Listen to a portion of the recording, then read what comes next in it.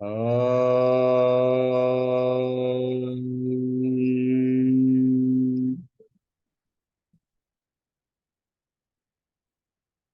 Om.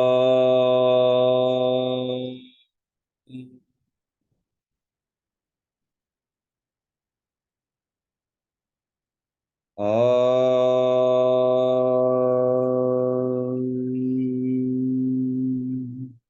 Shri Gurubhyo Namaha. Harihi Om. Gurur Brahma, Gurur Vishnu, Gurur Devo Maheshwaraha, Guru Sakshat Parabrahma, Tasmai Shri Gurave Namaha, Vakratunda Mahakaya, Surya Koti Samaprabha, Nirvignam Guru Medeva, Sarva Karyeshu Sarvada, Saraswati Namastubhyam, Varade Kamarupini, Vidyarambham karishyami siddhir bhavatu me sada. Om. So we'll start with verse number 23. Very interesting verse. Tvaya ritva vamam vapura paritriptena manasa.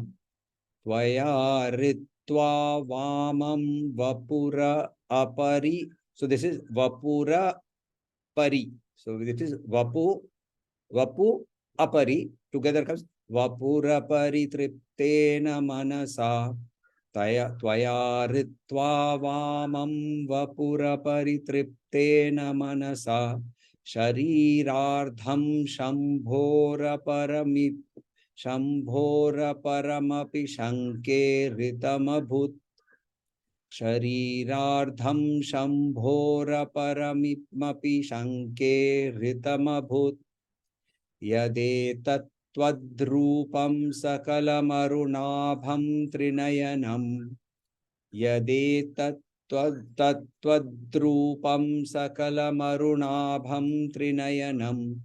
Kuchabhyamanam ram kutila shashi chudala mukutam. Kuchabhyamanam ram kutila shashi chudala mukutam. Full shloka. Tvaya ritva vamam vapura paritriptena manasa. Sharirardham shambhora paramapi shanke ritamabhut. Yade tattvadrupam sakalam trinayanam. Kuchabhyamanam ram kutila sashi chudala mukutam. So let us look at the meanings. Very interesting here. He says that Tvaya ritva, Tvaya by you, ritva, captured, right? Tvaya ritva, Vamam vapuhu. Vapu means body. Vamam means left side of the body. So Vamam vapuhu, left side. Vamam left side, vapuhu, body. You have conquered the left side. Apari triptena manasa. Apari triptena. Tripta means satisfied. Apari triptena. Paritriptena, to be fully satisfied. Apari triptena, not being fully satisfied in your mind. Sharirardham shambhor aparam api. So the other half, the other half of Shiva's body, Sharirardham. So having taken over the left half, the other half, Shanke, became apprehensive. Ritam abhut, to be apprehensive that you will take it away also. Or you have taken it away also. Yad etat twadrupam. Yad etat twadrupam. Because of this, your present form, sakalam arunabham, is completely red in color. Trinayanam, has three eyes. Kuchabhyam is the breast. Anam ram, to be bowing down, to be slightly bent. Kuchabhyam anam ram kutila shashi chudala mukutam. Kutila means bent, right? Kutila means, when we say kutila nyaya, bent logic, right? So kutila shashi, bent moon, crescent moon. Chudala Mukutam, in wearing a crown of bent moon. So what this translates is, you are not satisfied by owning the left side of Shiva. Now I feel that you have taken away the right side also. Because in the deep meditation, when I am seeing you as fully red in color, with 3 eyes, slightly bent forward, but with a mukuta, with a Shashishekara mukuta. That is the crescent moon on your crown. See, in this particular shloka, Shankaracharya is making a reference to ArdhaNareeshwara, right? But he is saying that when I sat down in my meditation, first I got ArdhaNareeshwara, but ArdhaNareeshwara means Shiva's color is crystal, right? He is white in color. Karpura Gauram Karunavatar Karpura Gauram. He is white like Karpuram. But here I am seeing this as fully red. Oh, so then this has to be Shakti. Then he goes deeper. He says, oh, but while it is Shakti, this is Shakti who has taken over Shiva because she has 3 eyes. Lalita does not have 3 eyes. Lalita has 2 eyes. So Parvati has 2 eyes. How did she get 3 eyes? Because Shiva is inside her now. And instead of a crown, she is wearing the crescent moon. So here it is a very beautiful thing. See, when you look at ArdhaNareeshwara, on which side of the is Parvati? Left side. Left side. Left side. Yeah, left. And which side is your heart slightly tilted? Left side. So which means if Shiva is alive and is moving around, who owns the heart? Very clear, isn't it?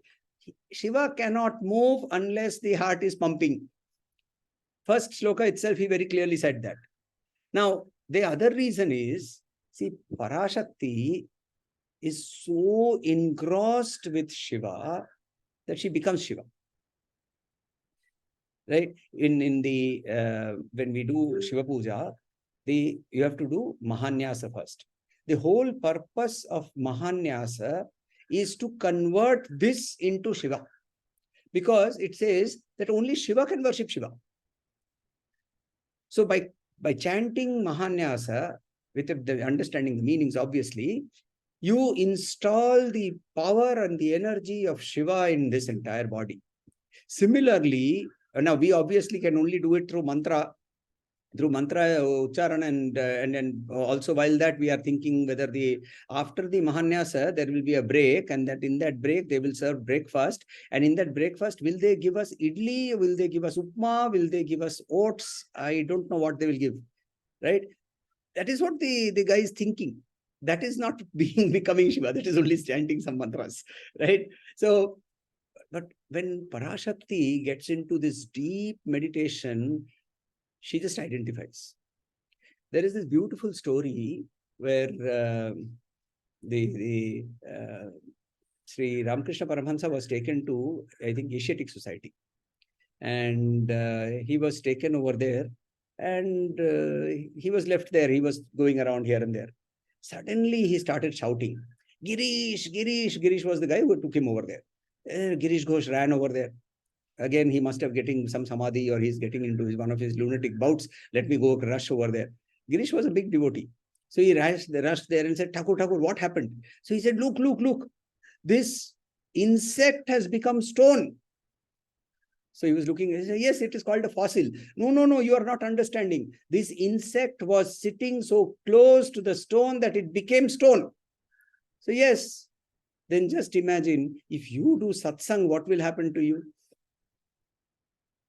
By being in proximity, mentally, physically, intellectually, by being in that continuous proximity with her, we become her. And she, in continuous proximity with Paramashiva, becomes Paramashiva. But what has happened is, since the active principle is only that principle that we can see, the inert principle is something that is not visible to us.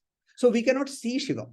So therefore, when we get into the deep meditation also, if at all ever we have that chance, or that in some life, then like Shankaracharya, what we will see is actually only Shakti.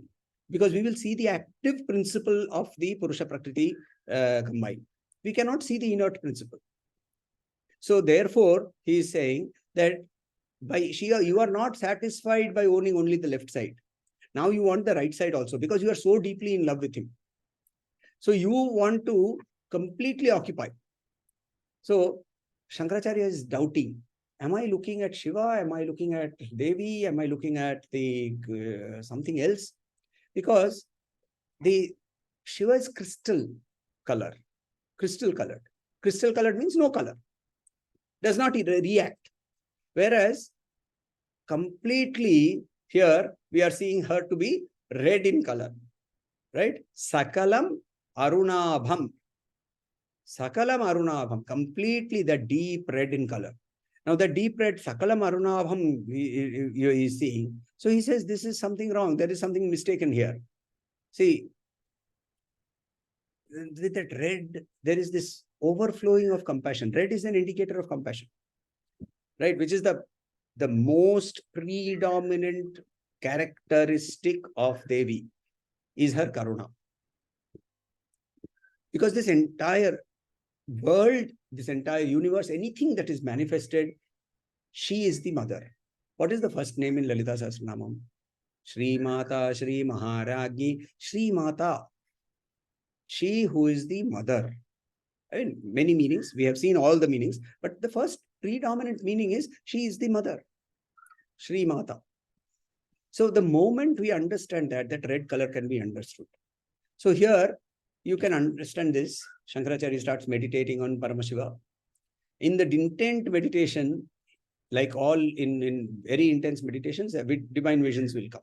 So for a great yogi like Shankaracharya, what will happen? These visions will become very clear.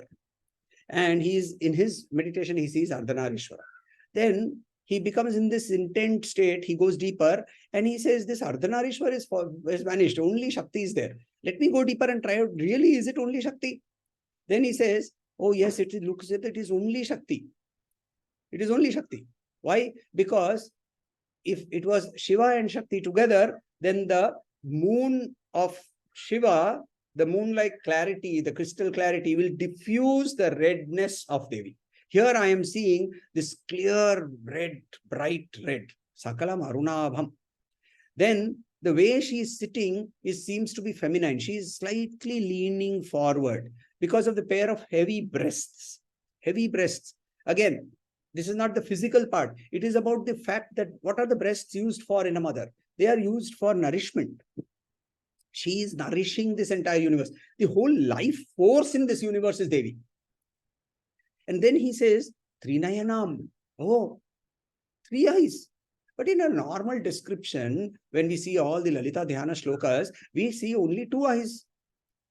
So therefore, this where did the 3rd eye come? Oh, definitely Shiva must have gone and occupied the left. She has overtaken the body of Shiva. Not only the left side. Another thing is the crown. In the crown, he says that Kutila Shashi Chudala Makutam. Kutila Shashi Chudala, the bent, curved crown, curved crescent moon. So, what about then? Are they one, or are they 2 separate beings where one has taken over the other? See, both are possibilities. Right now, you have to go to the one of the names where we understand she is Samarasya Pradayini, right? Samarasya Parayana. Samarasya Parayana. Samarasya Parayana, we saw when we were doing Lalita Sahasranam, we were seeing that 2 meanings are there. One is that she is worshipped through the Sama, that is the Sama Veda, and the Samarasa Parayana means she who is intent upon the union. She is intent upon that union. In that union then takes us to the last name or second last name, Shiva Shakti Aikya Rupini, right? So she is the Shiva Shakti Aikya. So Samarasya Parayana is a preliminary stage. Because why is she doing this then? Why is she not giving me that darshan of Shiva? She only in Lalita Sahasranam says Shiva Jnana Pradayini. Why is she not giving? Because you have to qualify to be able to get to Shiva. So when you are able to see Shiva in her, then she removes the curtain and shows herself as Shiva Shakti Aikya Rupini. This is the beauty. So therefore, he sees her form, not Shiva's form. See, there is a beautiful shloka. I don't remember where it was, and I remember it. I remember the shloka. I don't remember where I read it. It is saying, "Na Shivena vina Shaktir, na Shaktya rahita Shivaha." So it very clearly says that when Shakti is there, Shiva will be there. When Shiva is there, Shakti will be there. But when we understand that Shakti, the aspect of Shakti is that which is taking us towards that final union with Brahman. Shiva and Shakti are only the manifestations of that which is her alone, which is Parabrahma Swarupini. So, you see, we have to understand one very, very clear thing. She is, in her truest essence, only that which is the consciousness across this entire universe. She is the only thing that exists. And her nature is only that which is bliss. She is Sat Chit Ananda. We have seen that name also in Lalita Sahasranam, right? Sachidananda Swarupini and so on and so forth. So therefore, but we cannot understand that because that is a very abstract definition. I cannot understand this formlessness. To reach that formlessness state, it is important for us to have a form in which we can capture her. And she slowly, you can see, revealing her forms one by one till that vision encompasses the entire universe and says everything is nothing but her form. When that happens, then her presence is felt in everything. Every breath becomes her presence. So that is about this today's shloka. Let us go to Bhavanyashtakam. We will start with the big first shloka and we will chant up to where we are going to learn today. Na tato, na mata, na bandhur, na data, na putro, na putri, na bhatyo, na bharta, na jaya, na vidya, na vrittir, mameva, gatistvam, tvameka, bhavani, bhavabdha, vapare, mahadukha, bhiru, prapata, prakami, pralobhi, pramatta, kusamsara, pasha, prabadha, sadaham, Gatistvam, tvameka bhavani, na janami dhanam, na chadhyana yogam, na janami tantram, na chastotra mantram, na janami pujam, na chatnyasa yogam. Gatistvam, tvameka bhavani, na janami punyam, na janami tirtha, na janami muktim, layam va kadachit, na janami bhaktim vratam vapi matar. Gatistvam, tvameka bhavani, kukarmi, kusangi, kubuddhi, kudasah, kulacharahina, kadacharalina, kudrishti, kuvakya prabandha sadaham. Gatistvam, tvameka bhavani, prajesham, ramesham, mahesham, suresham, Rajesham, Ramesham, Mahesham, Suresham, Dinesham, Nishitheshwaram va kadachit, Dinesham, Nishitheshwaram va kadachit, na janami chanyat sadaham sharanye, na janami chanyat sadaham sharanye, Gatistvam, tvameka bhavani. Prajesham, Praja Isham. Praja means Prajananam, means to create. Prajesham means Brahma. Ramesham, Rama Isham. Rama is Lakshmi. Ramesham, Vishnu. Mahesham, Mahaishwaram. So that is Shiva. Suresham, Ishvara of the Suras. Suras means Devas. Indra. Dinesham, the day, Lord of the day. That is Surya. Nishitheshwaram. Nishitha means night. Lord of the night. Moon. Right? So here we have named 5 very, very powerful deities. So, so there are sometimes, just sometimes, kadachit, sometimes. So sometimes people are thinking of worshipping Brahma, sometimes people are thinking of worshipping Lakshmi or Lakshmi Narayana. Sometimes they are thinking of worshipping Shiva, sometimes Indra, sometimes sun, sometimes moon. I don't know all that. Na janami anyat. Na janami cha anyat. And I don't know anything else. I am only surrendered to you. Sadaham sharanye. Sada aham sharanye. I have only surrendered. I only know you. Now, this is a very interesting understanding of what is devotion. See, when devotion is expressed, it has to be achanchala, nishkapata, Dhrdha Bhakti. What is this? Achanchala means constant, right? It has to be constant. Nishkapata means you don't have to go around wearing tripundam or wearing red clothes. Oh, I am a Devi Upasak, I should wear red clothes, right? And adorn my hair with red flowers and only wear red ornaments and all. And I must do japa with only coral beads, right? And you hear, okay, XYZ is coming to my house. The moment you hear that, immediately, pant kholo, dhoti pehno, jaldi se. Babaji ban jao wapas. Right? That you see so many people do that, na? So that is called kapata bhakti. Nishkapata. Sri Ramakrishna Paramahansa used to say, whenever I see these people who are decorated with so much of ash and rudraksha, I get very scared. I don't know whether I am a bhakta at all. See, they are showing so much bhakti. It is not for show. For that matter, the true bhakta does not even display his bhakti. It may not even come out in his normal language. And then the third definition is Dhrdha Bhakti. Dhrdha means even when, see, okay, you have to go for this yatra, do one thing. You first do Ganapati Puja. Then after that, you are going to get wealth.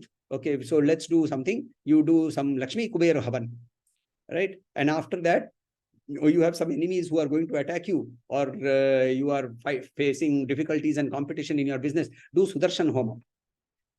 Now, all of these are effective. They are effective. That is not the what I'm trying to say at all. Of course, you should worship Ganapati and you should worship Lakshmi Narayana, and you should do a Lakshmi Kubera Havan, and you should do a Sudarshan Homa. Understanding that these are all aspects of Devi. That's all. Understanding that they are all nothing but aspects of Devi. What happened very interestingly with me was, I mean, I'm sure you people know that I don't share everything very openly. This group, it is easier to share. Sometimes she locks up my words. So there is this person called Om Swami. He has written a few books and all that, a young chap. So I landed up somehow or the other, I landed up in his ashram in the Himachal Pradesh. And the moment I went in, and they have a temple, he has created a small temple, and the murti installed over there. I sat in front of that murti and I was chanting Lalita Sahasranam. I started chanting Lalita Sahasranam. So later on, I don't know what happened. Later on, they started doing the Aarti, and at that Aarti, I realized that this was not Lalita, this was not Devi. The images are actually of Vishnu. So then when in my conversation with Om Swami, I asked him that I had this weird experience because all I saw was Devi over there. So he said, you are also blessed, very blessed by her. because he is a Devi Upasak himself. He is a Sri Vidya Upasak. So he said the image was Vishnu, but when I was doing the Prana Pratishtha process, because of, I don't know, Devi's influence, what I did over there was Lalita, the installation of Lalita. So all functions are celebrated over there. The image is of Vishnu, but the celebration is to Devi. Right? That is what here we are talking of, Dhrdha Bhakti. Dhrdha Bhakti means not jumping from, there is this another story. You see, what happened is this man, he was drowning. The boat had collapsed. So he started calling out, Ganpati Bappa, Ganpati Bappa. Then Devi, Ma, hey, Hare Krishna, Rama. Ultimately, he called out Hanuman. So then Hanuman came. Hare, I called out to so many people. He said, see, what is your problem, not mine. You called out to Ganpati Bappa, then you called out to Shiva. I had to change my dress, no?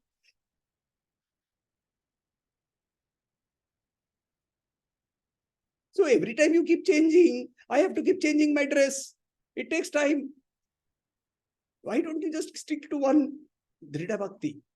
Rajesham, Ramesham, Mahesham, Suresham, Dinesham, Nishiteshwara, Vakadachit. Other people may be just sometimes worshipping this person, that person, this person, this person. Whatever I worship. Na janami chanyat sadaham sharanye gatistvam tameka. That is the meaning of this. Dhrdha Bhakti. Dhrdha Bhakti. Marjara Bhakti, Dhrdha Bhakti, Nishkapata Bhakti, Achanchala Bhakti. That is what this Bhavanyashtakam is all. Right. Let us end for today. Any doubts, any questions? One question I had is that when Adi Shankaracharya is talking so much in all these Bhavanyashtakam as well as Saundarya Lahari, so much that, his consciousness is completely with Devi. In Devi, he has seen Shiva also. So is there any place where he is actually describing Shiva? Shivananda Lahari. There is another one. Very beautiful work. Very beautiful work. Does not have this esoteric philosophical depth in terms of moving from Tantra to Bhakti to Advaita, which is there in Saundarya Lahari. That Shivananda Lahari is straight away Advaita. Straight away Advaita. So he takes the form and jumps into Advaita thinking. But the form has been beautifully described over there. Very. We must do that sometime. I also love it. So in that also he is seeing Shakti. There he cannot get away from there now because of his own the way he is, the way Acharya is. He cannot get away from Shakti. So and he never has seen the difference. So over there, but there is not a very emphasized mention, but it is there. We will find it. This context, one more question I have, like, when people are talking about Kailash and, all that, and I remember your experience there at Kailash. So for when people are going on yatras to such places, obviously we'll be able to experience her manifold in all of these areas as compared to just going on a yatra and coming back, right? See, this is the question that, so I was answering this for Siddhesh. There are yaks standing in front of Kailash, grazing. Nothing happens to them. Right? There are fish swimming in the Ganga. And when they are about to die, they are thinking of the bird that has eaten them, so they evolve into the bird. And the bird evolves later on perhaps into the bird hunter, and so on and so forth. But just because the fish died in the Ganga does not give it moksha. Just because the yak is standing in front of Kailash and grazing does not make it achieve human birth next life. Right? It is how open we are. After a certain stage of openness, there is no need to go anywhere. You just be there where you are. Everything is there in front of you. because we are not there, because we have not reached that stage of openness, all these yatras and these things, if you approach them like a yatra, instead of approaching them through a process of saying, oh, I have to take photographs, right? So instead of that, if you are approaching this, or this is an item on your bucket list that you have to tick off, if that is not your approach, and your approach is that I am going here so that I understand that my limitation of the body can be overcome. See, you have been to Kailash, you have come with me to Panchakedar, right? We have done these treks. We walked from Tapovan to Nandanvan. Do you think at any point of time, it was our energy that was taking us? Clearly, isn't it? We experienced it. We experienced that. When we experienced that entry into Tapovan and seeing that glory of Shivaling peak over there, the tears flowed. So if we are open, that will happen. If we are not open, then fine. There are many tourists who go there, who will see, who will take beautiful photographs. We have met that guy, who said, I summited Shivaling Peak 5 times or whatever, some story he was giving us. So he's also sitting over there. So it is our, see, Sri Krishna says that in chapter 6 very clearly. Uddharet atmana atmanam na atmanam avasadayet. You need to raise yourself by yourself. If you are waiting for some external thing to raise you, that external thing is the same for everybody. How you view it, how you use it, is how it will change for you. So there are people who can recite the Saundarya Lahari by heart. And I mean, they can. I've known people who can do. You can name the shloka and they will chant off. They can do reverse of that and all sorts of antics and tricks they can do with it. How has it helped them? How has it helped them? That is the question. This used to be my question whenever I used to see people chanting and I could not even utter a word. But I don't know. She is definitely. Chili, let's close.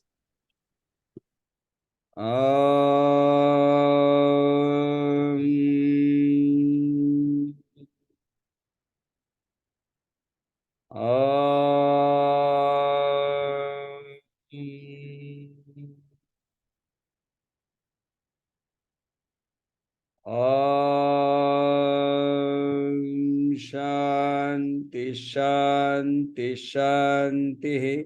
Harihi Om. Shri Gurubhyo Namaha. Harihi Om. धन्यवाद. Thank you. Namaskar.